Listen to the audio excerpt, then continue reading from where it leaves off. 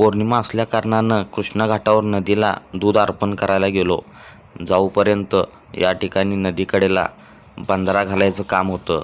या ठिकाणी हे जे मंदिर दिसतंय ते खूप प्राचीन मंदिर आहे. या ठिकाणी सकाळ सकाळी धुणं धुण्यासाठी खूप गर्दी झाली होती नदीवरती व मासे पकडायलाही लोक या ठिकाणी आलेले होते. मी दूध अर्पण करून तिथून परत येण्यासाठी निघालो व डेपोला आलो. तोपर्यंत या ठिकाणी गाडी धुण्यासाठी लावलेली होती. गाडी धुवून घेतली व जयसिंगपूरला गाडी भरल्यानंतर खाली करण्यासाठी जयसिंगपूरला गेलो. दुपारी 12:30 वाजले होते. ऊन भरपूर असं कडक पडलेलं होतं. आम्ही शिरोळच्या बायपासला गेलो. हा सरळ जो रस्ता जातो तो शिरोळ जातोय.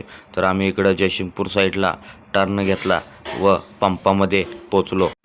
पंपात जाऊपर्यंत मॅनेजरने म्हणलं की गाडी खाली होणार नाही, अजून टाकीत खालच्या माल शिल्लक आहे, म्हणून गाडी तिथंच लावली. पंपातले दादा आम्हाला जयसिंगपूर स्टँडवरती सोडायला आले.